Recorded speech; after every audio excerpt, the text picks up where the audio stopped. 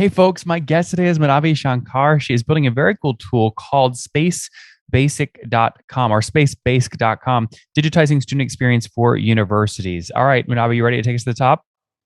Yes. All right. So what is Space Basic doing? Are you selling to the university or the student? So we are a B2B SaaS platform. What we do at Space Basic is we digitize student, campus housing communities. All of the tasks that happen on day-to-day basis is completely digitized. And, what we do from that data that we collect from the day-to-day tasks is we go ahead and kind of, with our analytics, turn that into useful information for universities and students. Very cool. And we'll say happy Diwali, right? That's all the noise in the background. Yes, you can hear a lot of crackers going off. It's Diwali here in India today. I love that. I love that. Okay, very cool. So got it. So you're I totally understand the use case here. Who's buying it though? Is it the owner of the real estate that's housing, or is it the college themselves? So it is a platform. It's a B2B SaaS platform. We sell directly to the universities or independent student housing communities. So that's how. And once they onboard, they go ahead and enroll their student population onto the platform. I see. Got it. Okay, taking you to the backstory here. Like, what are they paying you today to use the technology on average? Right. So on an average, it depends. We charge between $4 to $9 per student per year. Since it's still, that's the basic version. But like when we add the AI aspect of it, it kind of customizes. There's an enterprise pricing available as well. But that's the average ballpark of how university would pay us here in India. And how many like when a university signs up, how many students are usually signing up for when they're from their first test? Or I mean, it's got to be hundreds, right? Right. So, at the moment, we work with about 65, 70 universities, about 150, 60,000 users in total. And that's our current, user base. We want to kind of go 7x or 10x that next year, post, the COVID situation. But so far, that's what we've been able to achieve in terms of user base and universities that we work with. So just to be clear, 70 paying universities and all of the students under those 70 add up to 160,000. All the users. So we have users. When I say users, what I mean is students, staff, educators, administrators, their parents, etc. So all of our users in total come up to about 150, 160,000 users. How many paid seats do the 70 universities currently have on the platform? So we charge per student per year. Yep. Though we have different users using it at the moment, we just charge the students, and we are about around 55 to 60,000 students on the platform. Wow. Okay. Amazing. So, I mean, can I take 60,000 times $4 a seat? I mean, you're doing something like $200,000 a month in revenue. Yes, that's right. A year. That's amazing. Oh, a year or a month? Oh, a year. Got it. Yeah. Yeah. Yeah. A year. So there's a conversion with the local currency. So when we kind of turn that over, it comes up to $4 to $10 or $4 to $9 a year.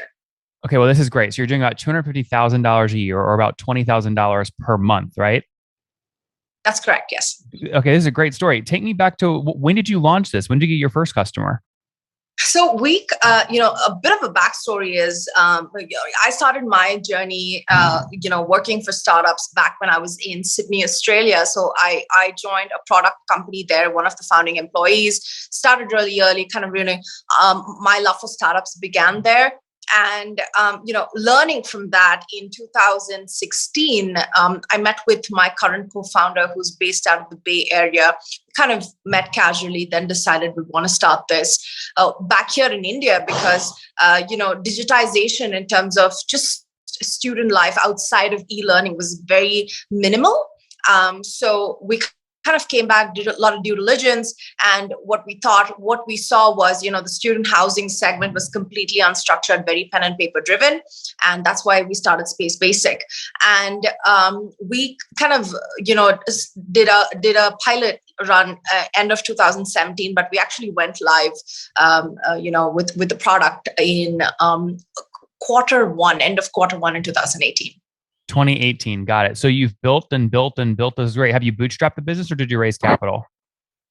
bootstrap the business. In 2020, we were cash flow break even, and we raised, our first round of funding, a more of a angel round this year in May.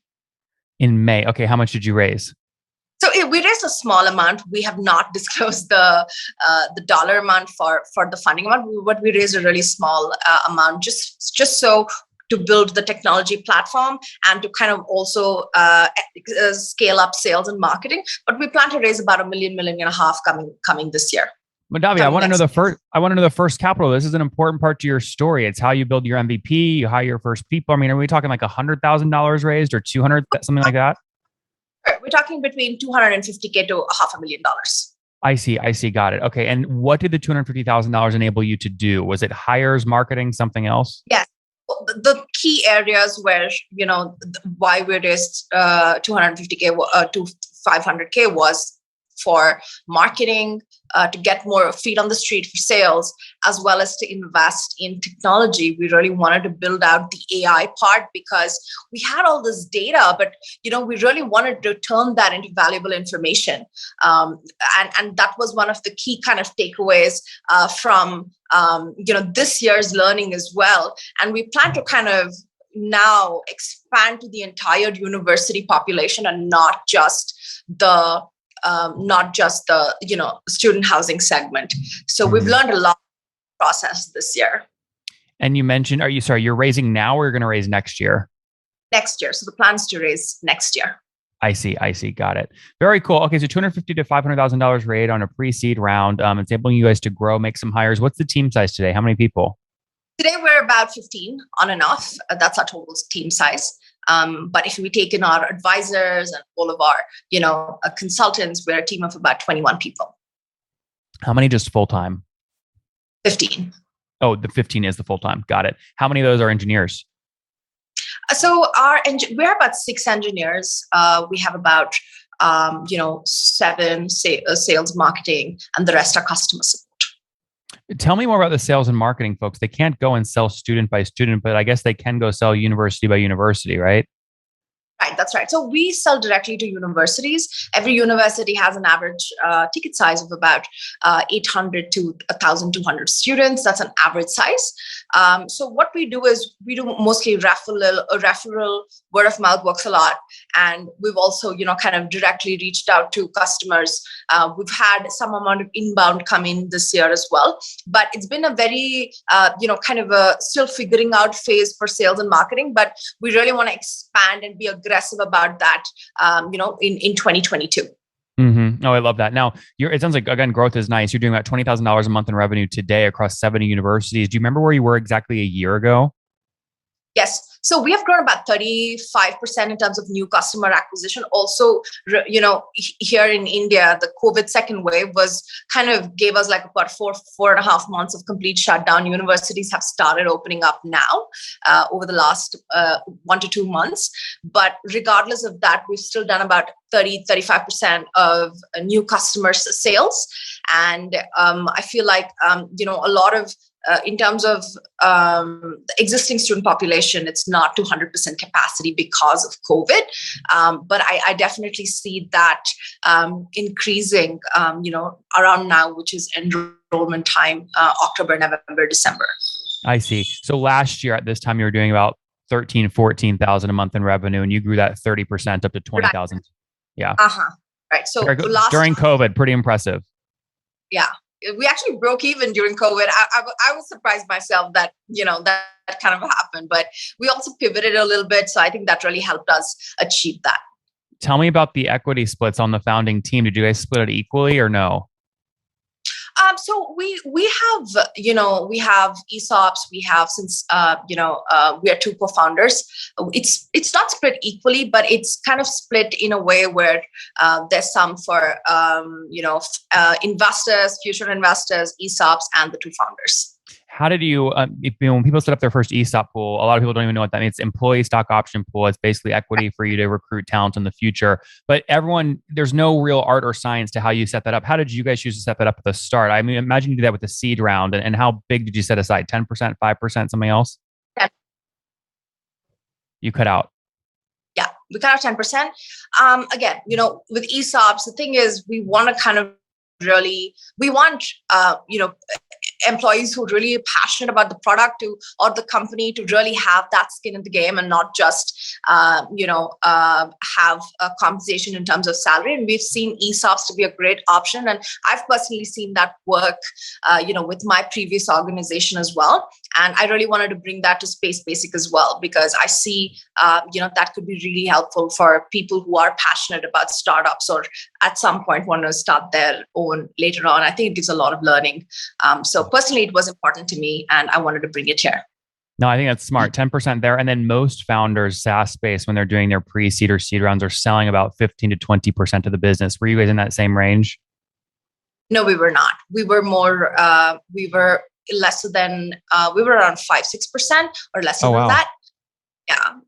But again, it was as I said, it was a very small round, and we want to kind of save up equity once we reach our major milestone, so we get a better valuation when we raise the next round.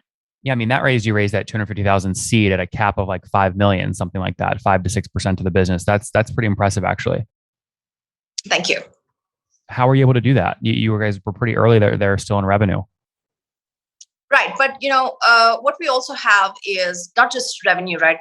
We have the potential revenue, our market size, our team, and all of those factors considering. So it was more of an angel round, which is, you can look at it as a, bridge note, or not even a bridge note. What was the word? Safe note. So we didn't, that's what it was. It was more of a, early a safe note round, but we will convert that next year, a proper fundraising round. Very cool. How much are you targeting next year, you think? We're still yet to finalize on the math, but I'm thinking maybe $1 million or so is what we're looking to raise. At what, a 10, 20 million valuation? Well, it'll be good to get a 10, but we'll have to see. Yeah. Very cool. Okay. Anything else we missed? Obviously, folks can check out the company at spacebasic.com. Anything else, Madhavi?